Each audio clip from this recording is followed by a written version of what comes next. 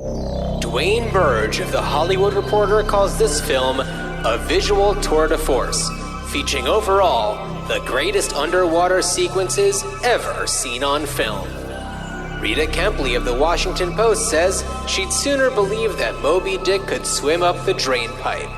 And Letterboxd user Stefabsky gets all Gen Z on us and says, "Wet Ed Harris, call me a bitch and bring me back to life challenge." On this episode of Ruined Childhoods, we decide the fate of the Abyss.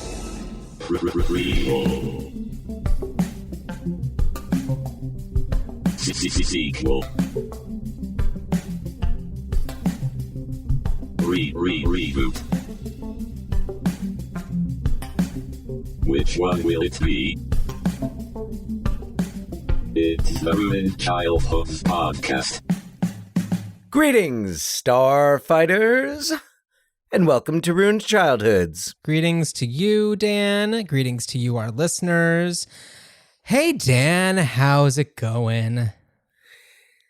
It is going at 180 knots. Oh, okay. Yeah. Are you, Chris Elliott's character? I'm one of the characters that no. So yeah, and just in thinking about the Abyss and thinking about water speed, and also having rewatched a few scenes of it shortly before coming to record. Oh, I just have that, and I'm thinking about the scene in the movie where the opening scene where the U.S. sub is what we find out, spoiler alert, is the alien, kind of like coming toward them really fast. Like, nothing can go at 180 knots. Yeah. Well, life seems to be. Yeah. Right. So, before we get into the Abyss any further, first I'd like to talk, to once again say how much I enjoyed doing an episode on Love Me Tender, the bizarre Elvis Civil War era pro-Confederacy film of 1956. And on the last episode, I was mentioning, I wonder if there is a movie that does focus on, a brother, like one guy that goes and perhaps dies in war, and the fiance or whatever marries the brother. And I was thinking about it at the time, but I wasn't positive, so I didn't mention it on the podcast. But indeed, the movie Brothers, the 2009 movie with Tobey Maguire, Jake Gyllenhaal, and Natalie Portman, is basically what happens is Tobey Maguire, who is married to Natalie Portman's character, he goes off to war and is presumed dead. And while coping with the death, Natalie Portman becomes very close with Tobey Maguire's brother, Jake Gyllenhaal, and they end up, forming a bit of a romantic relationship. And the daughter of Tobey Maguire and Natalie Portman even is like pro Jake Gyllenhaal, and Tobey Maguire comes back with very severe PTSD, and they basically have to just ignore try to hide the fact that anything happened. But of course he's, kind of in a certain place with his PTSD, and is, it goes on from there. But anyway, I remember seeing the trailer for that movie and thinking it looked really good, but also really intense. And I did see it when it was first on a streaming service or video or something. But it's very intense. Yeah, looked very good, and I was like, oh wow, Tobey Maguire doing some acting, and he. I rewatched the trailer because I was like, let me see if I am remembering this correctly. And yeah, I was. And it was, Tobey Maguire's performance is really phenomenal. Jake Gyllenhaal doing his Jake Gyllenhaal thing. Natalie Portman doing her Natalie Portman thing. But yeah, Tobey Maguire definitely doing something a little bit different. Yeah. So anyway, I wanted to just mention that before we move on to the yes. And you know what? No plans yet to do Change of Habit, the final Elvis acting performance, but I'm Yet. jonesing. I'm jonesing. Yet. Yeah. It will happen. I mean, we will be coming up on the 45th anniversary of Elvis's passing. Right. Next August. So perhaps maybe that's the appropriate time. Maybe. I don't know. Maybe. I don't know. I'll be honest. We don't plan that far ahead. No, we don't plan more than a week in advance, essentially. So Rarely, if ever. Yeah. Rarely, if ever. Yeah. So Dan, let's talk about The Abyss, because this one we can there's a lot to cover here. Not only is it a lengthy movie, and we didn't even watch the director's cut that is even lengthier, but for what seems like it should just be a pretty cut and dry, 2-hour movie, really goes the distance and takes it even further than that, duration wise. Yeah, I didn't mind though. No. There's a lot going on. And this movie gets right into it too. Yeah, it doesn't give you any fluff at the beginning. It's just like ba-bam. Yeah, pretty much. So, do you want to go into do a synopsis before we start? Do I? Chatting? Sure. I bet you do.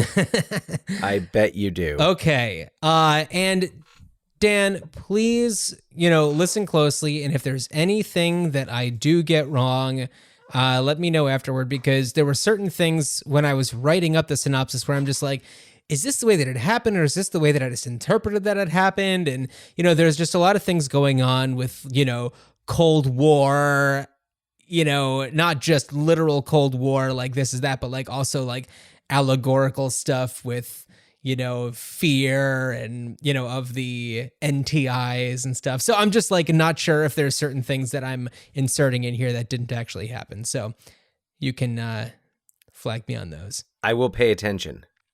Okay. All right, here we go. After a U.S. Navy submarine containing nuclear warheads encounters an underwater anomaly, it crashes into some giant rocks and inevitably sinks. The Navy contracts an underwater drilling operation that's close to the crash and happens to have a team of specialist divers to go through the crashed sub and look for potential survivors. They are accompanied by a small team of Navy SEALs led by Lieutenant Hiram Coffey, who has the bigger task of recovering the warheads before the Soviets get to them. They are also joined by Dr. Lindsay Brigman, the designer of the underwater drilling rig, and also the wife of the drilling team's leader, Virgil Brigman, aka Bud, though they are currently separated due to irreconcilable differences. At the submarine, Lindsay is taking photos and notices an unidentifiable moving light that she can only consider to be what she calls an NTI, or non-terrestrial intelligence. In order to fulfill his side mission, Coffey takes one of the small subs to recover a warhead, but timing isn't on their side and a giant hurricane is moving in above the surface, resulting in a collapsed crane that crashes into the main rig, killing several crew members. Then, the NTIs send a beam of water into the submarine, where it makes contact with Lindsay, Bud, and the gang. But Coffey has gone mad and, in a fit of paranoia, believes that it is Soviet technology and shuts a door on it, forcing it to collapse. In an effort to attack the NTIs, Coffey activates the warhead, so Bud sneaks up to him in order to knock him out, but his efforts are thwarted, and Coffey steals a mini-sub to bring it down to find the source of the NTIs. Bud follows him in another unit, and Lindsay insists on coming along. Bud manages to implode Coffey and the mini-sub, but the activated warhead has now landed on the ocean floor. With their mini-sub irreparably damaged and only one scuba suit, Lindsay knows that the only way for them both to survive is for him to suit up and let her blood freeze and essentially drown, and then drag her back to the main rig to revive her. Her plan works, but not without a desperate struggle. Now all they need to do is deactivate the warhead, but in order to do that, they have to get there first. The only way for someone to travel safely that far below the surface is to go without an oxygen tank, so the Navy SEALs fill his helmet with an oxygen-rich liquid that would allow him to breathe. Ready to go and only able to communicate via text message, Bud heads down and breaks all sorts of records for deep sea diving. When he reaches the bottom, he disarms the warhead, but knows that he doesn't have enough liquid oxygen to get back up. He sends a final message to Lindsay reading, "Love you, wife," and a recurring quip about getting one's pantyhose on before he encounters the NTIs and they welcome him on their ship, where he can safely remove his helmet and breathe regularly. They reveal that they have been reading his messages and were inspired by his last message about loving Lindsay to set him free and save the crew, revealing themselves also to the U.S. Navy. I guess it turns out some irreconcilable differences can be reconciled after all. Ed Harris plays Bud. Mary Elizabeth Mastrantonio. No. Yeah, Mastrantonio. that's right. Yeah. Mastrantonio. I can never with confidence say her name, and I think I might have said that on the Scarface episode, but she plays Lindsay.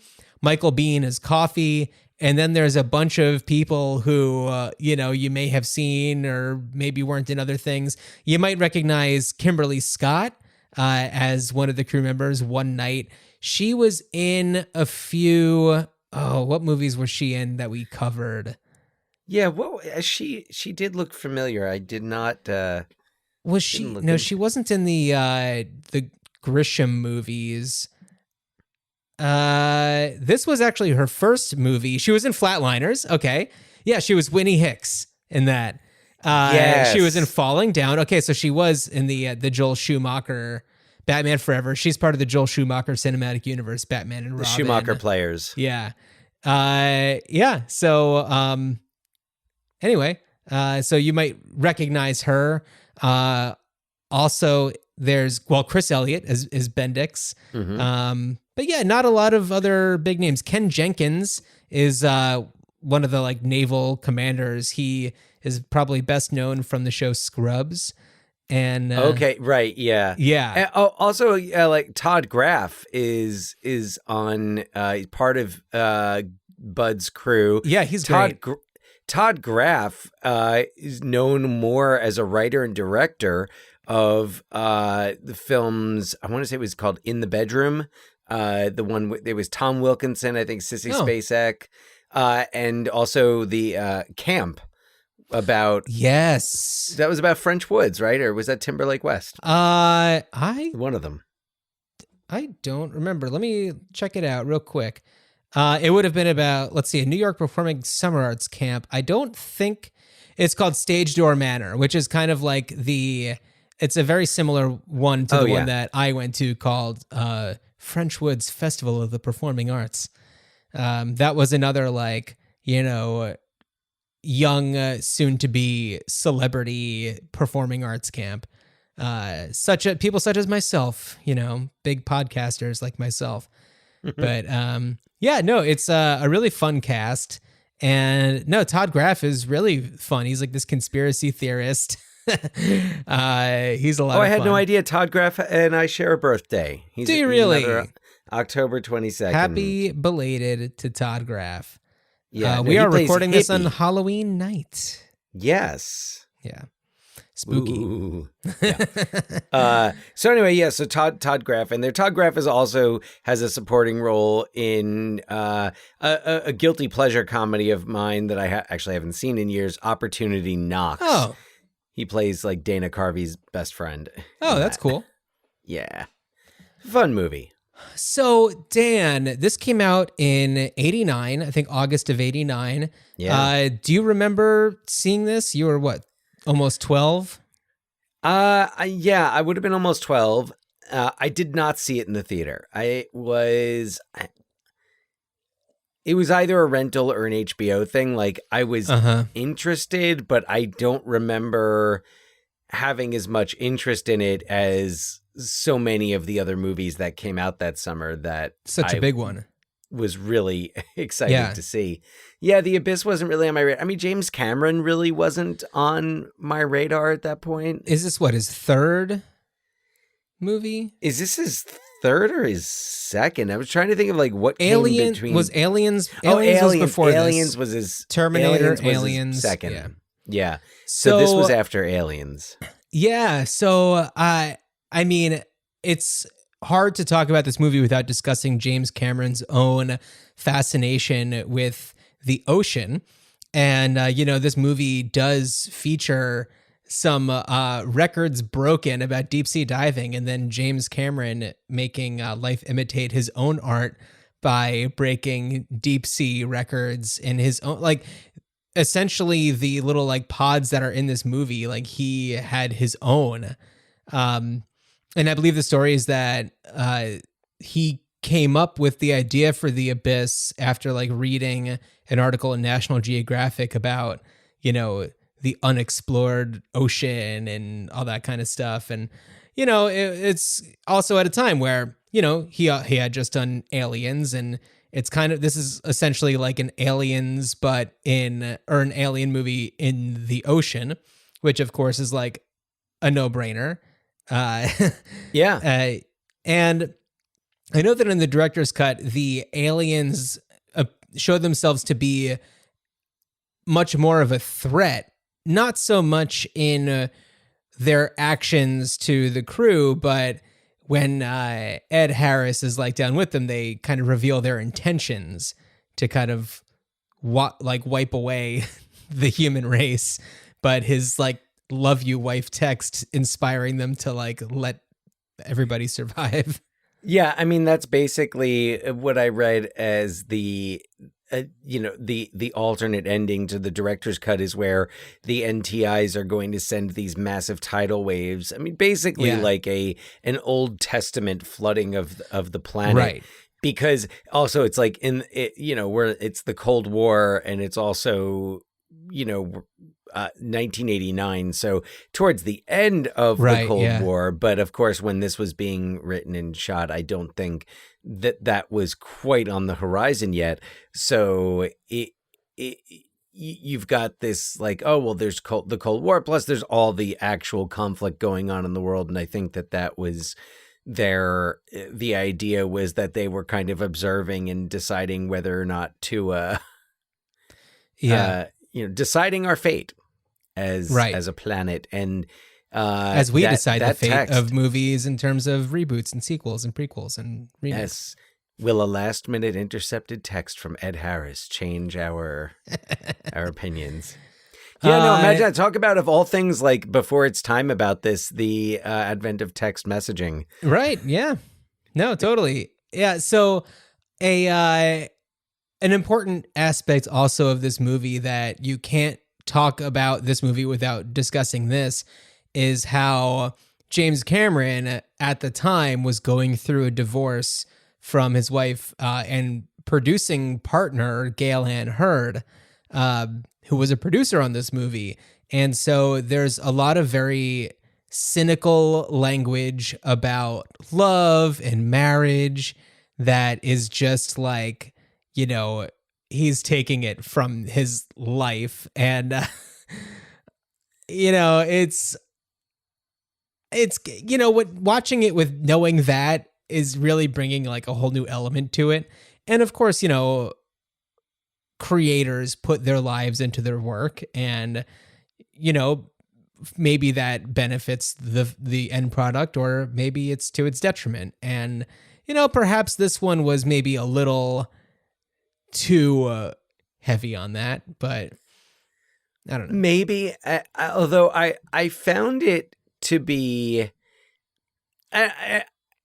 it's tough to look at because there's definitely a lot of misogynistic language in it. Yes, which first of all, considering the time and also considering like the types of characters that this is mainly about, mostly like, these guys who are military or oil, in the oil business.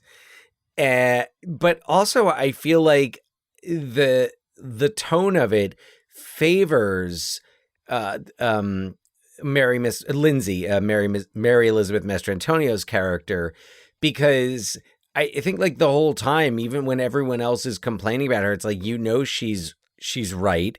That she's going to make the right decisions.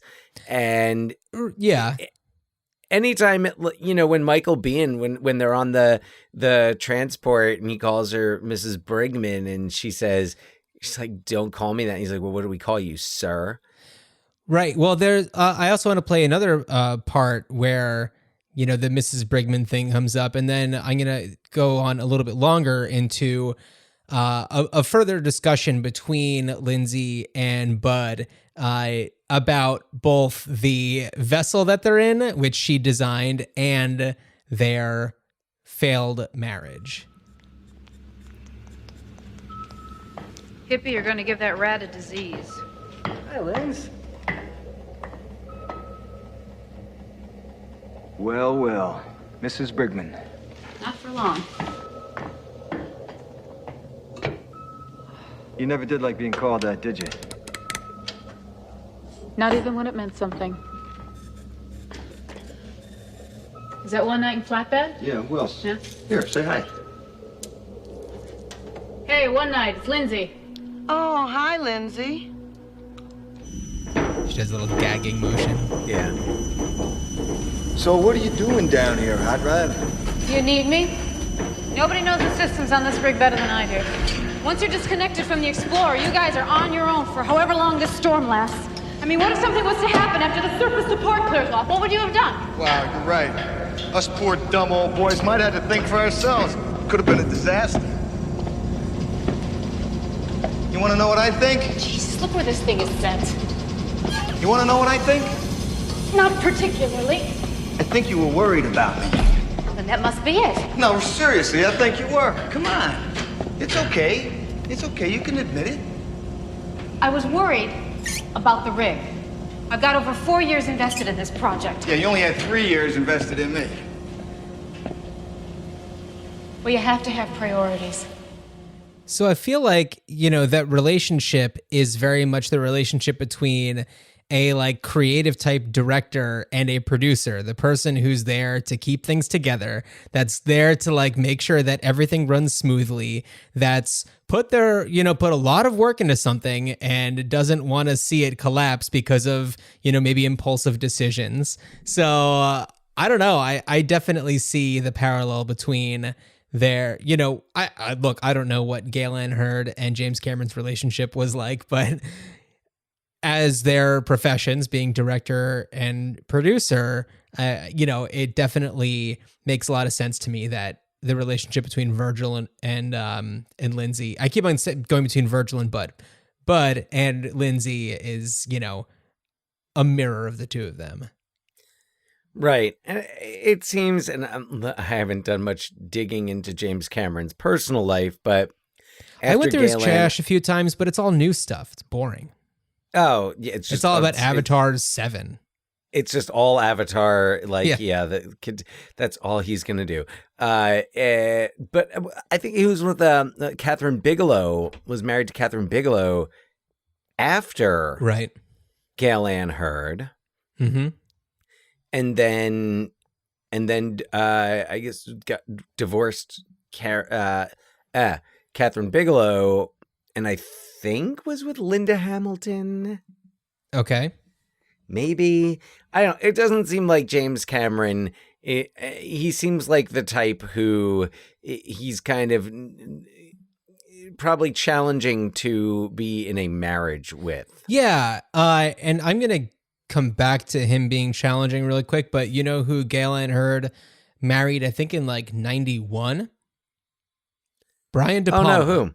Brian De Palma. Brian De Palma. Oh, Brian De Palma. Yeah, so, she's got a type in terms of profession, I guess. Yeah, I guess so, yeah. Right, but another thing about James Cameron being a difficult person is that this movie was a notoriously difficult set to be on. And it had nicknames like The Abuse, Son of Abyss, Life's Abyss and Then You Die. The scene where Bud is reviving Lindsay was certainly one where there was a huge blow up on set and Mary Elizabeth Mastrantonio stormed off. And, there were other times where like Ed Harris, I think, punched James Cameron and everybody was just always like miserable. And, there was not a lot of thought put into safety on set. And there were times when any of the cast members could have drowned because they were doing this. They were like really doing this. It was nuts. Yeah. Yeah. And I had read about that scene where Bud revives Lindsay, that they had done it. They had been shooting it, and then like the camera ran out of film. Yeah, and he kept on rolling, and he didn't tell them to stop.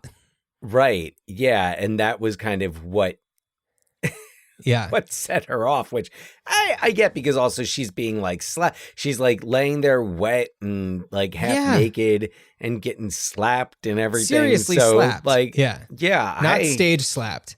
No. Yeah, getting so hurt and just it seems like everybody was in the right for being pissed off at James Cameron for the treatment on this. And I will say, the performances are fantastic, and the tension in this movie is real. And I don't know, like, hard to say what it would have been like if they were treated humanely, but you would hope that it would have been similar performances, but they certainly were, pushed to the limits and beyond the limits, actually. Yeah. I mean, not okay. One can only assume that they would have been able to, act and give equally good performances. I mean, Ed Harris is an incredible actor. Like, and when I saw that he was my age now when he was in The Abyss, I was like, oh no, what have I done with my life? Yeah, I don't know what it was that made people look older than I forget what I was watching. I was watching something from like the 70s or 80s, and there was like this older looking guy who's like in a hospital. Oh wait, I think it was like Father Like Son, actually. When they're doing rounds and they're like, oh yes, this patient is 42 years old, and God. he looked 70, and I'm like, oh no, and I just turned 44. Yeah. Like, oh my God, do I look like that? Yeah, right. Ugh. Yeah. Anyway, well, so, I had been following, this past season of baseball, and every now and then I'd ask my phone how old certain players were, and then every time there would be like some players who were like slightly older than I was. I was like, oh, thank goodness.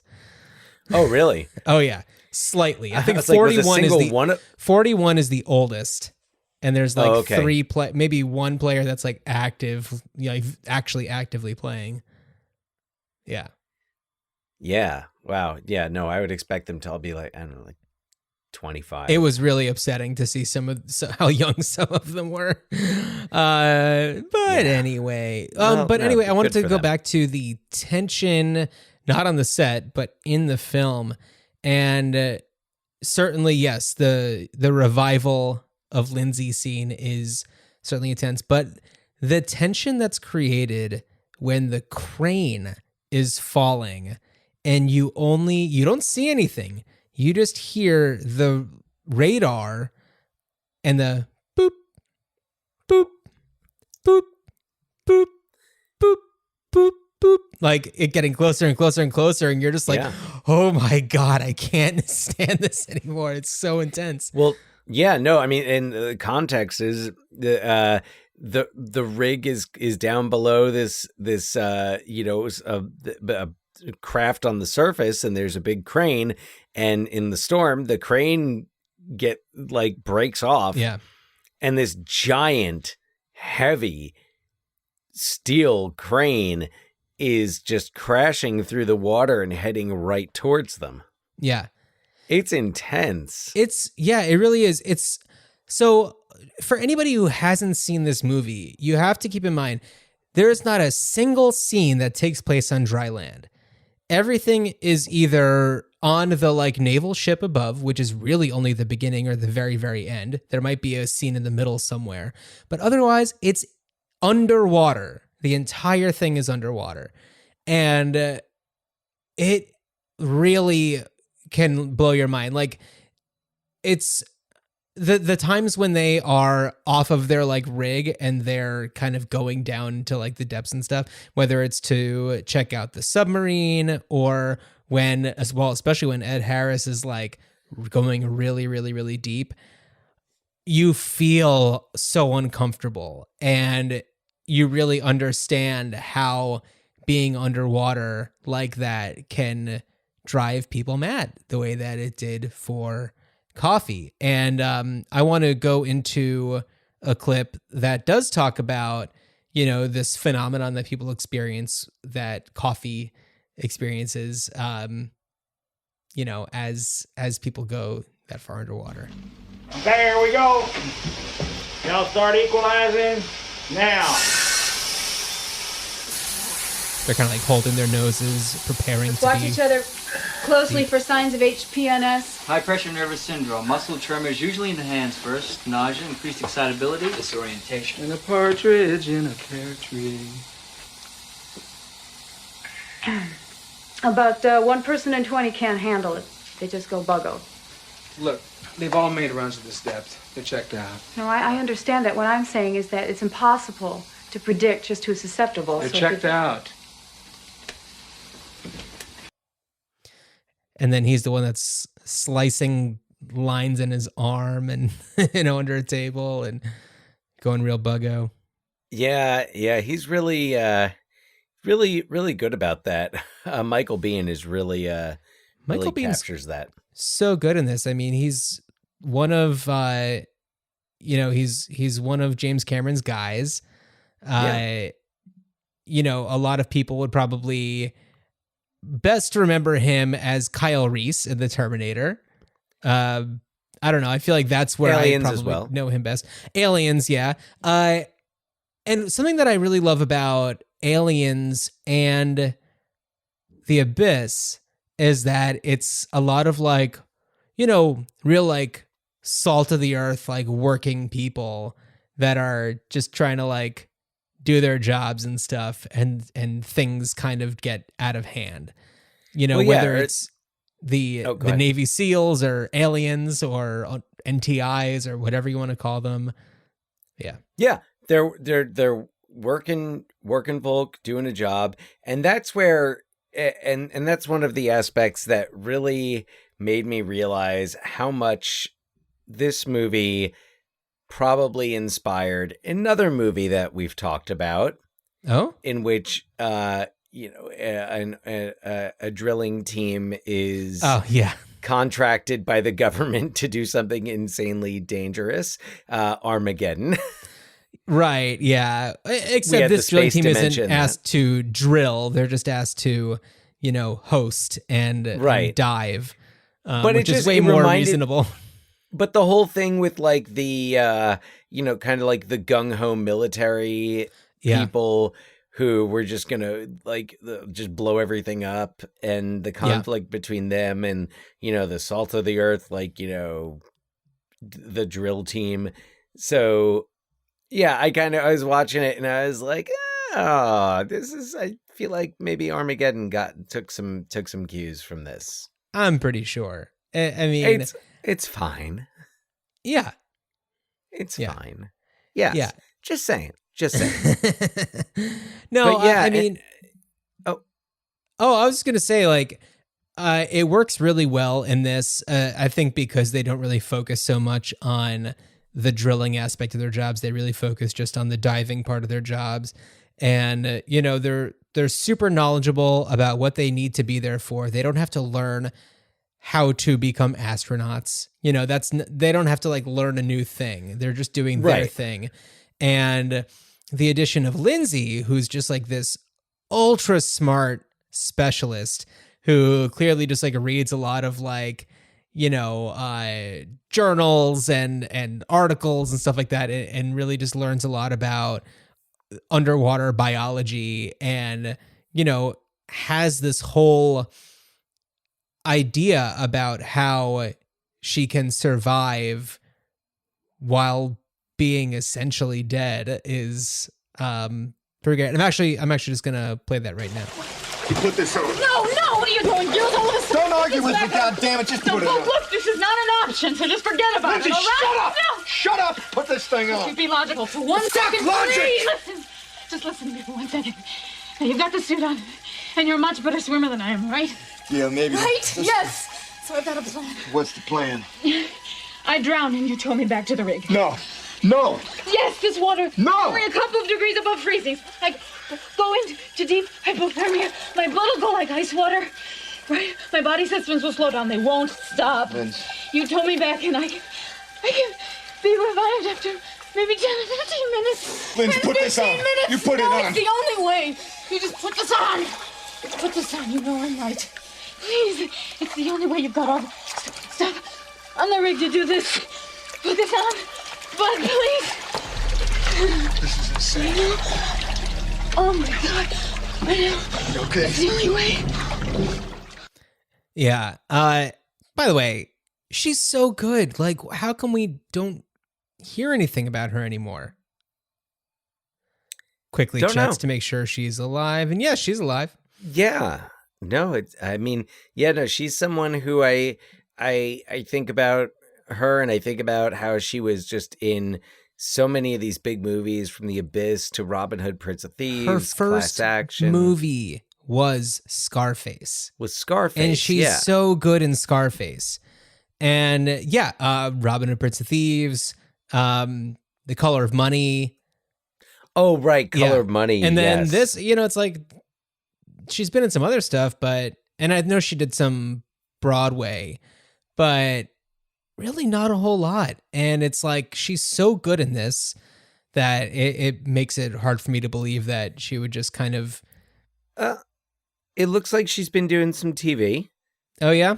Okay. Yeah. Blind Spot, The Punisher. Okay. Grimm is on that. But Okay. yeah, no, I want to, kind of want a Mary Elizabeth Master Antonio comeback, a return to, I'm just looking through what else she was in. She was an extra in King of Comedy. Okay. Right. Yeah, no, we're not counting that. No. Yeah. But, she had a really great, like very strong, like early film career, like a solid, like 10 years or so, where she was just in, I'd say tremendous movies. I don't know if some of them were really tremendous, but she had great performances in big movies. Yeah. Yeah. No, she was, big name. I mean, she was Maid Marian and I know it's not the most highly regarded blockbuster of the 90s. No, but it was a Prince of Thieves, blockbuster. It was huge. It was a big movie. It was like big deal. Yeah. So, no, and she's very good. I have to admit, this movie, I've watched it now a few times over the years. I feel like it hasn't fully clicked with me. Really? Okay. Yeah. And there's some things like I look at it and I'm like, this is a very good movie. And this is the type, but there's just like something, there's like a barrier, and I'd say I don't know what it is. It doesn't have very high rewatch value because it is so intense emotionally, just in terms of like the tension between, Bud and Lindsay, and just like there's just some scenes that are just hard to watch. It's hard to watch people drown. Whether they're gonna survive or not. I mean, it's just really difficult to see that kind of thing. And maybe that's part of it. I understand what you're saying. And I feel like there's a lot of Cold War movies, like movies that are very much like, focused on the Cold War, where it's like, this isn't a subject matter that I feel it's easy to make like an entertaining movie about. Like, I look, I'm not saying that there aren't any good ones. I'm saying it's hard to do it because there are so many that try and fail. And I don't know. It's one where it's, Maybe it has like to do with the ones that are more about like the espionage and stuff like that I find more fascinating. But the thing about this movie is that a lot of it is about the fear. It's just the fear that it brought on in people and the paranoia that would come with it, where it's like, we hear that there are some Soviet like submarines or something like that that either are nearby or could be nearby and could get these warheads, but we never actually see any evidence of that. There's never any type of Soviet activity going on. And I think that makes it a little bit more interesting than when you straight up just have like, you know, the Soviets very much like in your face. Well, that's the thing is it's so much of it is about paranoia, fear of the unknown from being underwater in the dark. There's the scene when the one guy, I forget his name, but his he's starting to kind of freak out and when they first get onto that submarine and sees the dead bodies, and then his light goes out. Yeah, his headlamp goes out, and that was a moment where I was like, wow, that's like when you're just that deep underwater, you're in this like that crashed submarine. That's Jammer. So that's John Bedford Lloyd, who I know best from Super Troopers. He's like the mayor in Super Troopers. Okay. Yeah. All right. And in this one, of course, he has like long hair, but he's like this big guy who kind of just gets like scared, like terrified. And does he get knocked unconscious or does he pass out? He sees the NTI. He sees the NTI and gets like spooked into a bit of a coma. It bugs him out. Yeah. And so I feel like there are those aspects of fear. From what I'd read, the director's cut or the special edition or whatever it's called sets up more of the Cold War stuff. Yeah, that's what I'm saying. Like I don't really feel it. Like they kind of throw it in, but I don't feel as much like that shadow of the Cold War looming over this movie. Not nearly as much as a movie like The Hunt for Red October, which of course has to do with a Soviet submarine. Right. So and I feel like Hunt for Red October is one that like I always like, not always, but there are a lot of times where like I want to watch it, but then like once I start watching it, I'm just like kind of overwhelmed. And I don't know. I feel like a lot of and I'm not super knowledgeable about the Cold War. I think that most of my knowledge about the Cold War comes from movies like The Hunt for Red October, which is probably a super bad thing because like there's so much misinformation and Did you know, John, that if two people are speaking Russian, if you close in enough on them on a camera, it'll become English? Oh.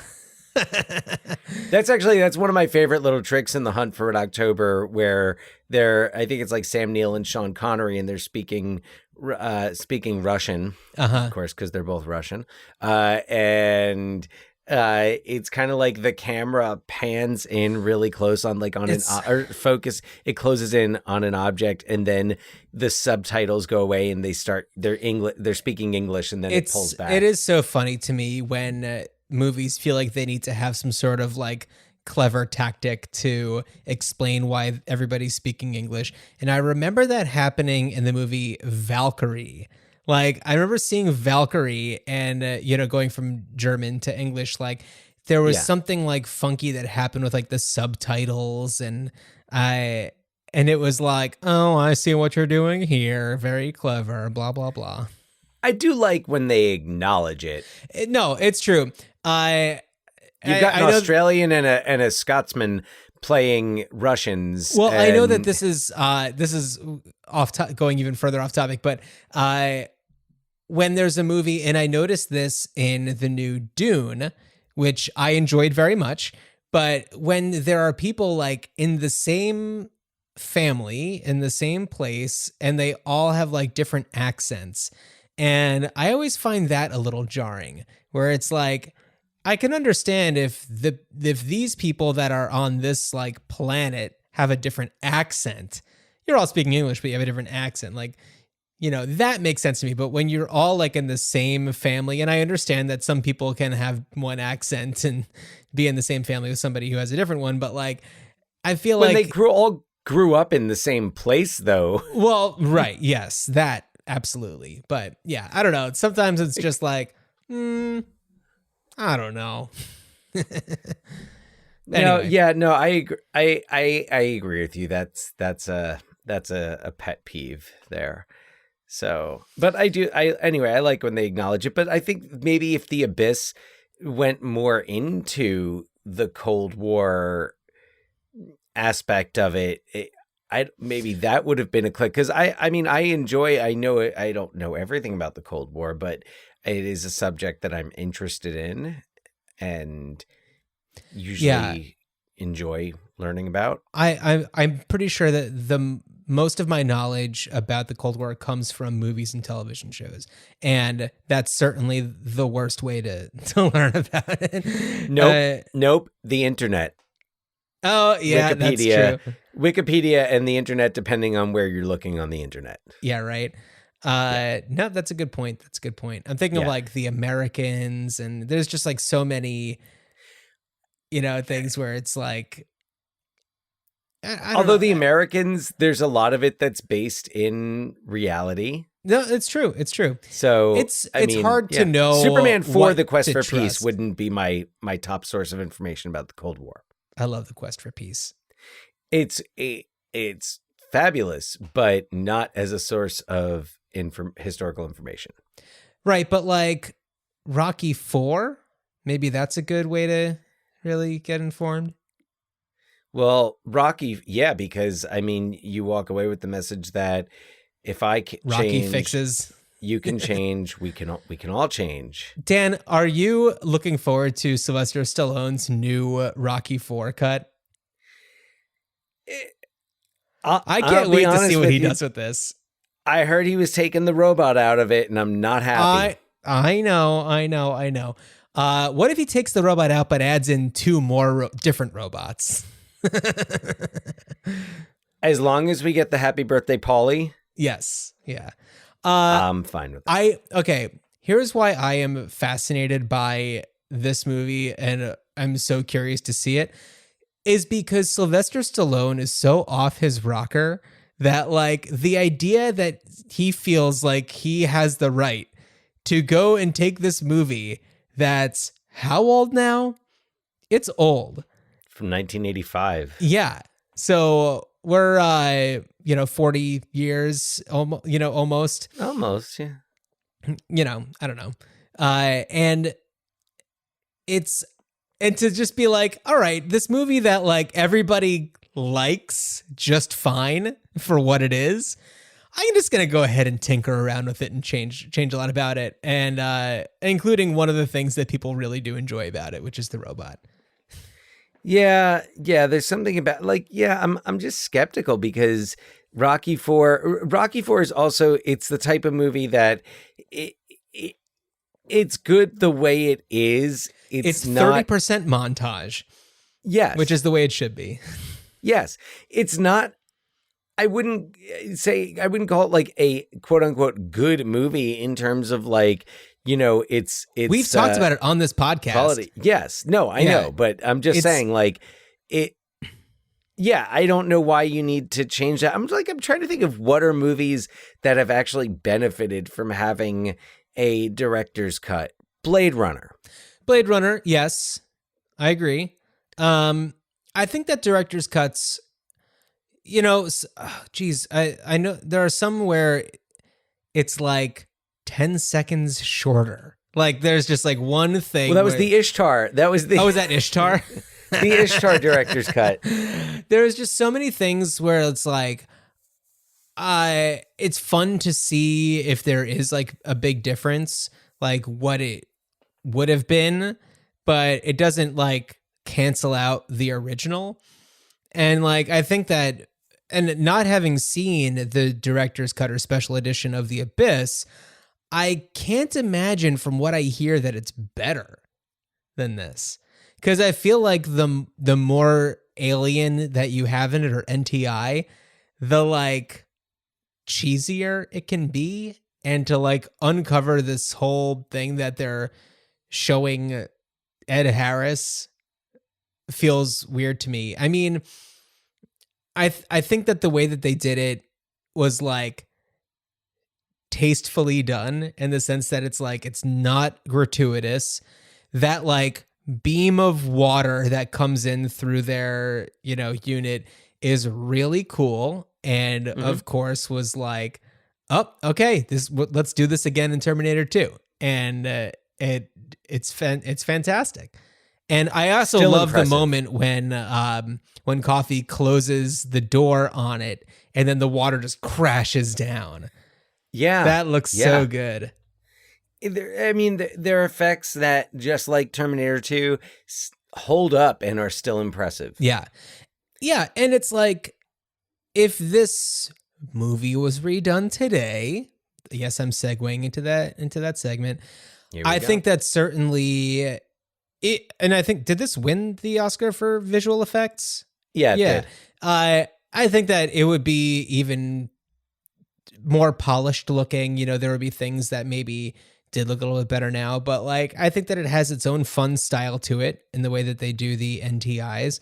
And, I don't know what they'd really do differently, but Dan, what would you do if you were to do something with this movie today? Well, a couple of thoughts I had. First, I know we've talked in the past about adapting certain movies into like virtual reality games and experiences. And I think that, that The Abyss is kind of a prime candidate for that. I think it would be really interesting. And I'm saying this not ever having done any VR type things, but I just kind of get the sense that like, oh, this seems like the type of thing that would be cool, where you would have to like do something. It's like, maybe like, all right, so this is your mission, is you have to descend to this number of feet and get inside this get inside the the submarine, and you have to find the launch codes, or like you have to find a certain number of things before you and you have to do it in a certain amount of time, or else you run out of oxygen. You just gave me an idea that's not my like idea, but this would be a really good escape room. Oh yes, it would be a great escape room. Ooh. So I was thinking VR game, but I've been thinking. Well, I was gonna say VR game is really interesting because I mean, it would be one where it is not for the faint of heart, because it, this movie, you feel the claustrophobia, like you're in there with them. It really draws you in. So a VR experience would be probably even more so. It would be cool, yeah, but it would be intense. And then the other idea I had is to have a sequel. And this movie, it just ends with the NTI craft, I guess is what it is, coming to the surface, and Bud reuniting with Lindsay, and then that's it. It's done. Yeah. So we're left to speculate about a lot. What happens now that Earth is aware of the existence of the NTIs? Is there any further contact? Does the craft like take off? Does it go? Does it fly? Does it go back to the bottom of the sea? There's so many questions to be answered, and there's so many possible ways to go. You could set a sequel in a future where Earth has almost been taken under the wing of these beings, and have like, maybe these beings have helped have helped us solve climate change. Maybe there's like, I'm just thinking like, what would be a spin that would be a little different? And what if we presented a future where climate change has been halted, or perhaps even reversed, with the help of this technology. What if the sequel involves the first, manned mission to go to their planet? What if? Well, what makes you think that they're from another planet? Well, that's kind of one of the other options here. Because Gotcha. What if they're not from another planet? What if they are these creatures that live so deep down, and maybe they gain their energy from elements in Earth's core?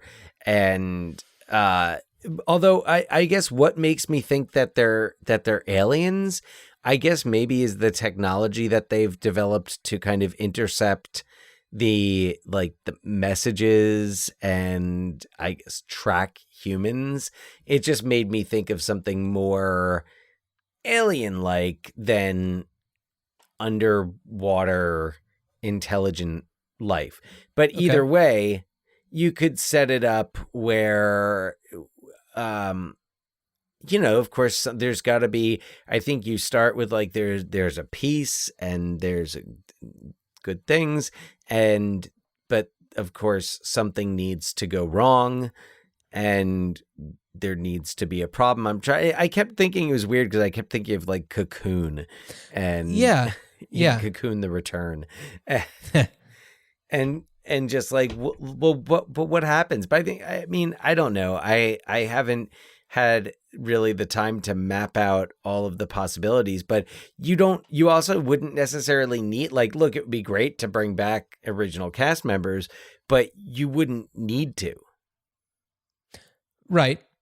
Yeah, you could have, it's been, since 1989, so, 30 odd years, and, who's in contact with these beings? What do we have, something set up with them?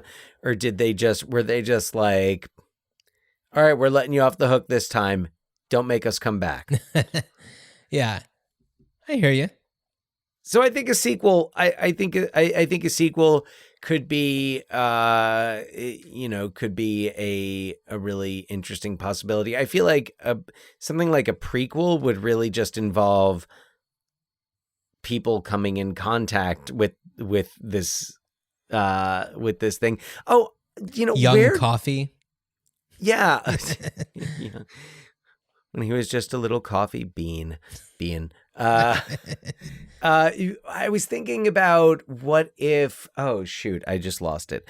It was there and now what if Ed Harris? Oh, do we know where?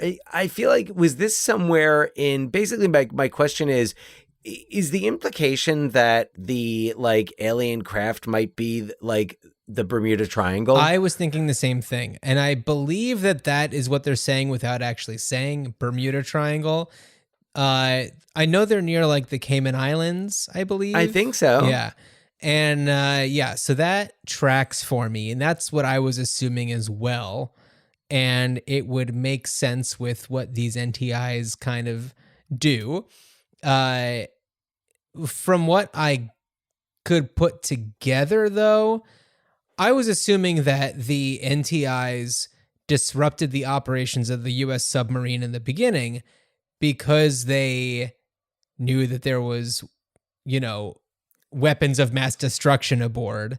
A shitload of them. So it's not like it was an accident. It was, a way to prevent that from turning into something worse. And when they come into contact with Ed Harris's crew and the Navy SEALs and all of them, they're, trying to suss out what they're trying to do there. And, once they see that Ed Harris is not up to no good, it's after he disarms the warhead that they save him. Then, that's where things really turn around. So anyway. Yeah. Bermuda Triangle makes sense. Yeah, makes sense, but also it doesn't seem like anything like this has happened before. They're not we lost another one in that same area. Yeah. Yeah, although it's interesting because when the craft, if you will, surfaces, you see all of the like sunken ships and stuff that were like around there.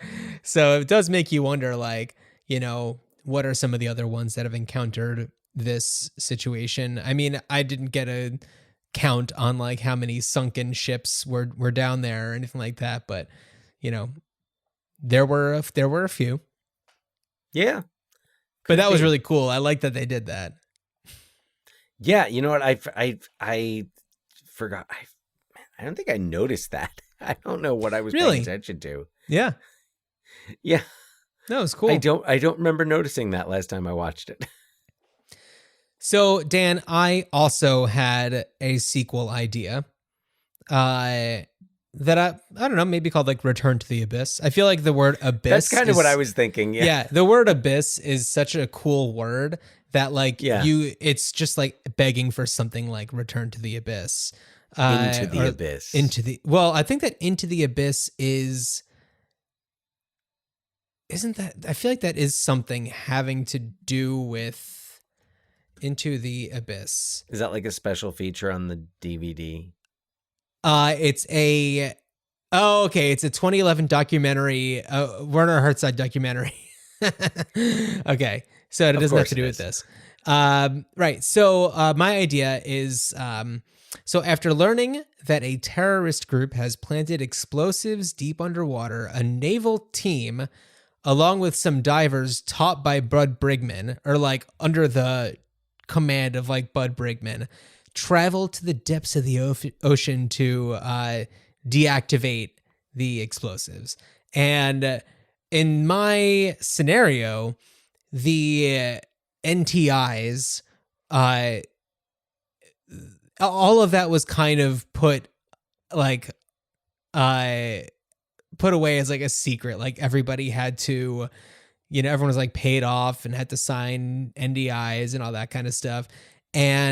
Or NDAs. I was looking at NTIs. NTI, yeah. Yeah, NDAs. And it's been so long and it feels like such an impossibility that it's reached a point in Bud's life where he's not even sure if it really happened or not. He's not in touch with anybody. He still ended up getting divorced from Lindsay, and, everybody else in his life is, maybe from that part of his life is out of his life or has died or something. And so he's just questioning whether it was real or not. And it isn't until he goes on this mission that he is reunited with the NTIs. But I don't know what like the conflict is. I'm sure that there would be something about these terrorists who planted these underwater explosives that, would come into play, but I don't know. Something like that. Okay. All right. Yeah. So you'd be involving this war, and it would kind of be another, like, it sounds like almost like we're back at that tension point where the NTIs are debating our fate. Yeah. Well, buddies. I mean, look at where we are right now. Things are pretty chaotic. Yes. Yeah. Yes. So anyway, I don't know. I didn't have like a fully, formed idea, but I would like to get Ed Harris back involved. He, really is the core of this crew. And as I'm talking about it, I'm like, oh yeah, I was just putting a big pitch together before for bringing back Mary Elizabeth Mastrantonio again, but so yes, let's get her back too, just to support what I was claiming earlier. But yeah, I don't know, that's what I got. Yeah, I mean, there's other possibilities. I feel like the way that it ends and leaves everything so open, that it makes more sense to do a sequel and revisit it rather than trying to remake it, because then if you're remaking it, it's going to be, I mean, a sequel would kind of have that same comparison, but like a remake would just be it's like, oh, okay, well, it's the Abyss, but with like flashier effects now. Well, so here's something interesting about this movie, and in comparing it to other movies that, you know, kind of like it. And I'm really thinking about, you know, alien movies, like outer space movies, and a movie like Alien or Aliens, where those aliens are monsters. They are just like killing machines. And what's interesting about the NTIs is that they are intending, so we find out in the special edition, to be killing machines. But they adapt, they learn, they are absorbing information, and they are helpful. But they're not like cute, cuddly sidekick helpful. They're just, you know, this otherworldly, essentially, being that, you know, sees the good in humanity. And I think that any movie now that would do a story about monsters underwater, and I know that there was a movie not too long ago, just a few years ago, called Underwater with Kristen Stewart, that is about like an underwater monster, essentially. And I just don't know if filmmaking or the studios are interested in a movie like The Abyss right now, where the aliens, or whatever you want to call them, are actually helpful in the end. It's just not where we are. It's not where we, but is it not where we are? Like, are we not in a place where we would like to believe that some like mysterious, mythical, magical, intelligent being is going to come and like save us and get us out of our current state? I think that it's nice to think that that would be possible, but I just don't see it happening. Maybe I'm being cynical, but I don't know. It just seems like it's more marketable to have a movie that's about, you know, I don't know, passing the buck of terror onto a completely separate entity, a non-human entity. Maybe. I don't know. I don't know. I mean, but that's also like, that's when these movies seem to come out, is when there's this like strife and conflict in the world. And yeah, but the thing is, like, there's certainly an aspect of like, well, wouldn't it be nice if somebody could come and fix things, like some magical thing could just come and fix the problems, like could just come and fix climate change, or could come and fix this or fix that. And I don't know. It feels like it's like, all right, we've done everything. Humans are useless. Let's just take care of it. Like, I don't know. And it almost does feel like in the world, somebody's just waiting for some like magical thing to like make COVID-19 go away without vaccines and the, you know, belief in science and stuff like that. You know, it's like somebody's just waiting for it to, as our 45th president said, like, and like magic, it'll go away. Yeah. You know, there are like people magic. who are just like like waiting for that to happen and expecting that kind of thing to happen. But it's, as we know, unrealistic. I mean, without the vaccine, yeah. Like there Right, is a magic that will make it go away. It's not magic at all. It's science. Right. But yeah. yes. So like Anyway. there are people who just like are sitting back and assuming that something is going to come and just fix the problems. Yeah. Without actually acting. And I don't know, maybe there is room for a movie where that thing does actually happen, but it's like that would just be too convenient. Or I don't know, what if the NTIs just kind of like set up shop and they're like, we're giving you a year to figure this shit out, and then like it's Old Testament time, like we're flooding everything. Well, but I mean, the NTIs, to be fair, also don't like fix the problems. They just stop themselves from causing more problems. You know, Right. they bring Ed Harris back, but that's just one guy. And Ed Harris, that's all you need. yeah, you know, he's a good dude in this movie. Yeah. Yeah. In many movies. In many movies. Yeah. Yes. Yeah. So The Abyss, I think a sequel could totally work. And I also think that like it's just kind of, it feels like almost a matter of time until someone realizes like, oh, we could do something with this. And especially now if Disney owns it because Fox. Oh, yeah. Then I feel like it is just a matter of time before, like, wait a second, this is a movie that people think highly of, and we've never done anything with this. Let's do something with this. I don't know. I mean, I wonder how many, of course, like big James Cameron fans are going to be familiar with The Abyss, but like, I know that for a long time it wasn't on any streaming platforms. We saw it because of Stars. I'm telling you, Stars has been there for us recently. The Stars app is just killing it lately for us.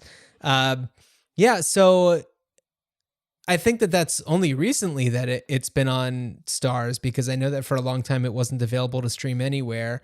It was on Prime. Was it really? I don't remember seeing it for a long time. It was on Prime, but what's weird is it was a pan and scan. Really? Version, like, yeah, it was that's kind of like what I'm saying. It's like, it's 4:3 ratio. It is kind of one of these movies that's, especially in comparison to other James Cameron movies, the Terminators, Aliens, Avatar, Titanic, The Abyss is like, an afterthought for a lot of other people. And I don't know. Yeah, I mean, I don't know. Like, I don't have a ton of affection for it. But it's a movie that I think that there's a lot about it that I really like, and like, I'm glad it was made. I'm glad it was made too. I wish that it was made under better circumstances for the cast and the crew. Yes. Just makes me sick to hear about some of the stories from the set. And I hope that James Cameron has grown as a director and made things more hospitable for his casting crew. I would have to imagine, given that he's gone on to make, at least been given way more money to do, much bigger projects. And I feel like so much of it now is done with digital effects, and like The Abyss relies a lot on practical effects, and things had to be real. Yeah. So whereas now, I mean, Avatar, I think they can just, you go in and do your thing in front of a green screen, and totally, and that's it. Yeah, it's easy. Yeah, it's easy to make an Avatar. Make 7. Go ahead. Well, I'll believe that it's easy to make an Avatar when more than one is out. Oh, yeah, no. By the way, I don't think it's easy to make any movie. No, absolutely not. No. Much less something like an Avatar. But, whatever. I don't know. I can't say I'm like clamoring for Avatar 2. Yeah. Okay. Well, Dan, that's great. I'm not going to go ahead and say that this is the same thing as making a movie, but it's certainly something worth mentioning. And that is that you are directing your school's upcoming drama. And Dan, do you want to tell people what that is in relation to our next movie on the podcast? Yeah, so I am currently directing a cast of approximately 30 high school students and a crew of over 30 more high school students in doing a production of The 39 Steps, which was adapted from a 1935 film, an early film directed by Alfred Hitchcock.